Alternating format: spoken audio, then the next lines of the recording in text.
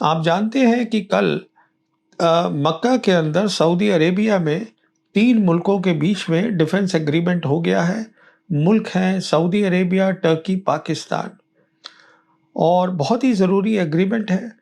और बहुत सारे एनालिस्ट हैं जो टिप्पणी करने वाले लोग हैं हिंदुस्तान में, दुनिया में, जो ये कह रहे हैं कि देखिए ये जो एग्रीमेंट हुआ है ये ईरान के खिलाफ है। ऐसा कुछ नहीं है। ये एग्रीमेंट बहुत ही अच्छी चीज़ है। ये एग्रीमेंट ईरान की सोच को आगे ले जाएगा। ये एग्रीमेंट वेस्ट एशिया को तरक्की और बेहतरी की तरफ ले जाएगा।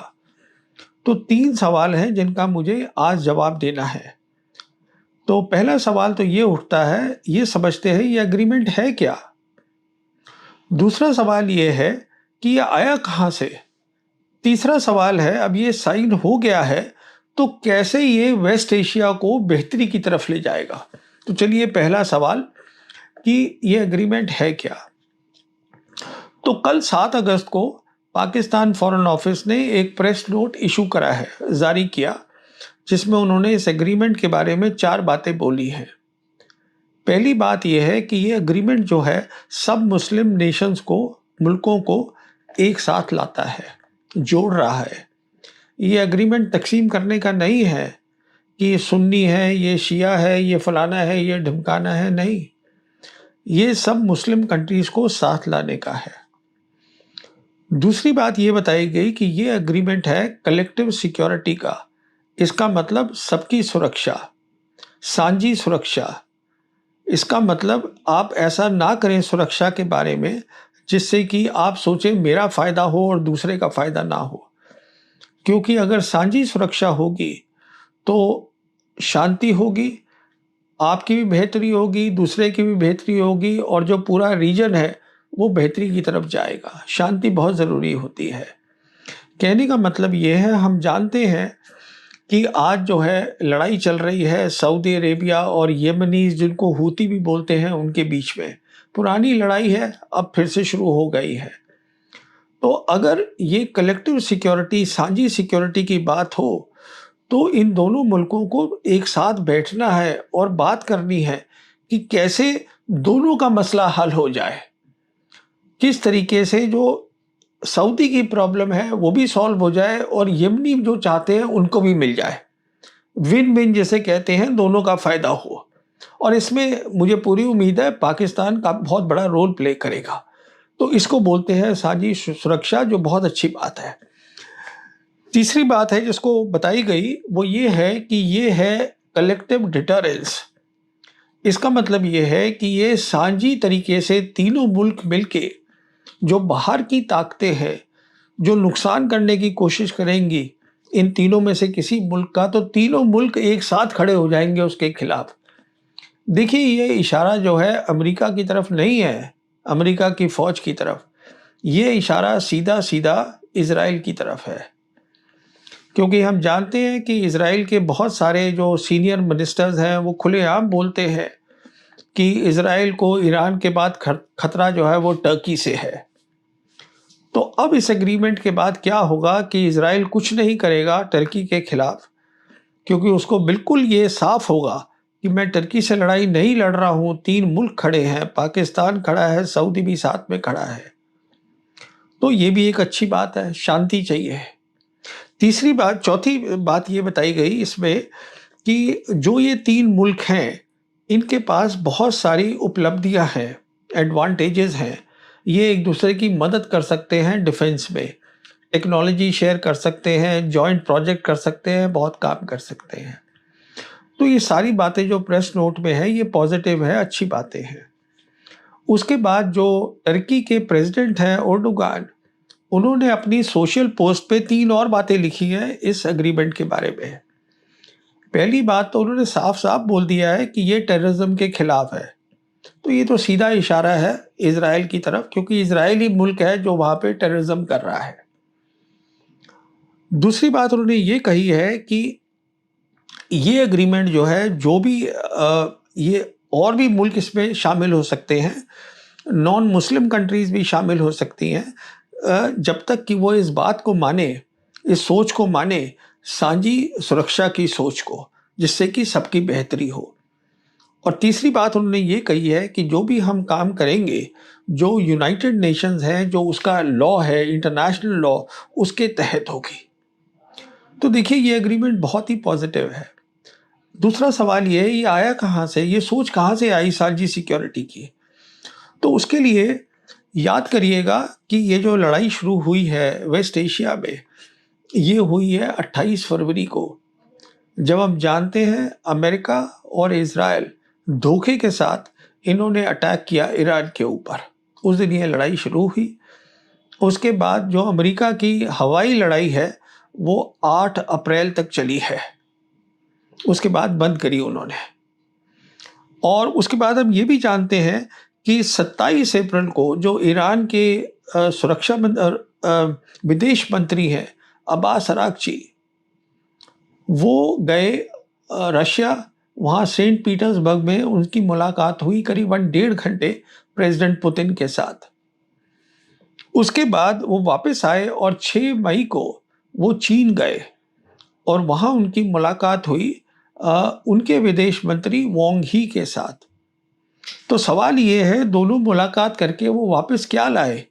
वो वापस लाए वहाँ से सोच, ये सोच कलेक्टिव सिक्योरिटी की, साझी सुरक्षा, बेहतरी के लिए, तरक्की के लिए। इसके बारे में थोड़ा सा समझना ज़रूरी है, ये कहाँ से आई। तो देखिए हुआ ये था कि जो चीन के राष्ट्रपति हैं शी जिनपिंग, ये पावर में आए नवंबर 2012 में, और सबसे पहला जो उनका विदेश दौरा था वो मार्च में रशिया हुआ। और रशिया जाके उन्होंने मुलाकात करी प्रेसिडेंट पुतिन से और दोनों की आपस में बात हुई कि एक नई तरीके की सोच दुनिया में लानी है जिससे लड़ाइयाँ ख़त्म हो और जो है तरक्की की तरफ हर मुल्क जाए। और उसी सोच को उन्होंने, जब दोनों की रजामंदी हो गई उसके ऊपर, उन्होंने 23 मार्च को, उसी दौरे में 23 मार्च 2013 को शी जिनपिंग ने एक लेक्चर दिया Moscow state institute of international relations में। और वहाँ उन्होंने वही जो बात उन्होंने डिस्कस करी थी पुतिन के साथ वो बताया।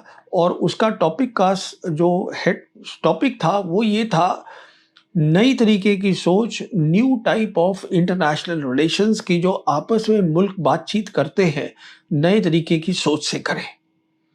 और उसी सोच को, उस सोच की 3 खास बातें थी जो उन्होंने वहाँ पे बताई उस इंस्टीट्यूट पे।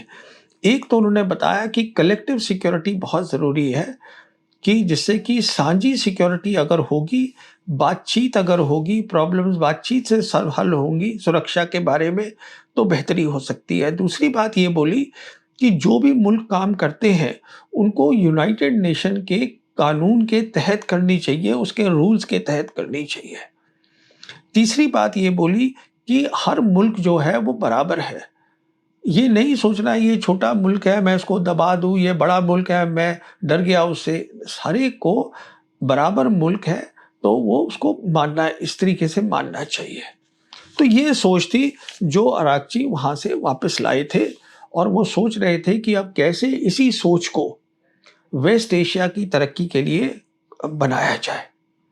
देखिए हम जानते हैं कि फिर 17 जून को एमओयू साइन हुआ, जिसे हम बोलते हैं मेमोरेंडम ऑफ अंडरस्टैंडिंग। मैंने अपने पुराना जो पिछला वीडियो है हिंदी का, उसका इसका जिक्र किया है। उसमें ये साइन हुआ था ईरान और अमेरिका के बीच में, और जिसमें मीडिएटर का रोल जो था वो साइन किया था पाकिस्तान के जो प्रधानमंत्री हैं शहबाज शरीफ ने। तो पाकिस्तान का बहुत इम्पोर्टेंट रोल है दोनों मुल्कों को उनकी बातचीत को आगे बढ़ाने में, मीडिएशन में।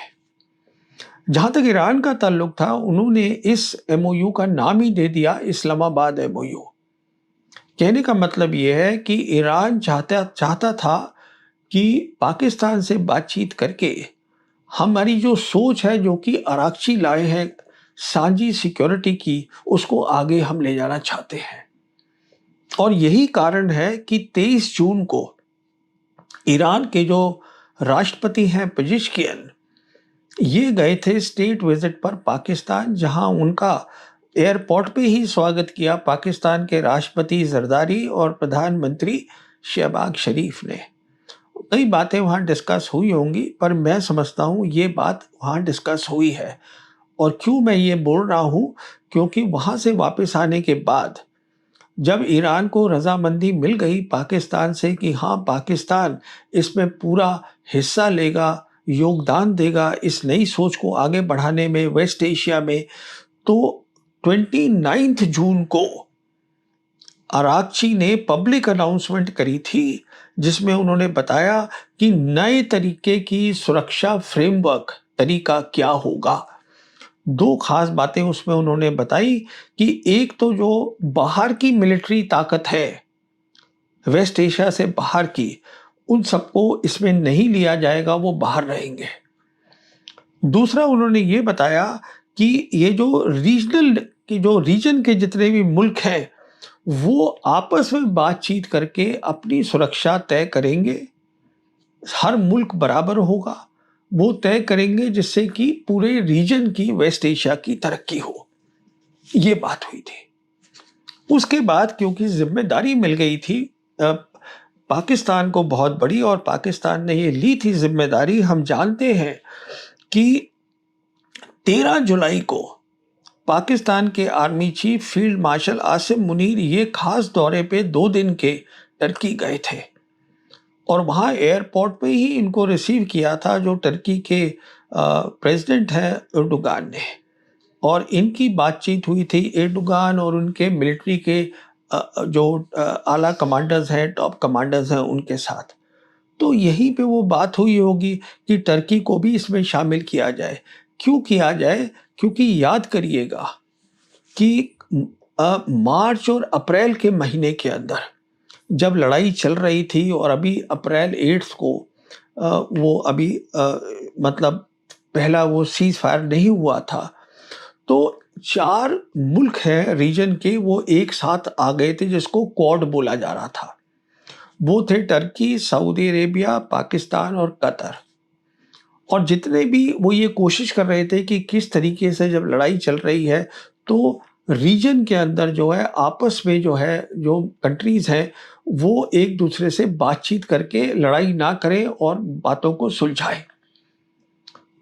तो अब ये जो अग्रीमेंट है जिसको मैं जिक्र कर रहा हूं कल वाला, वो उसी सोच को आगे ले जाने वाला है।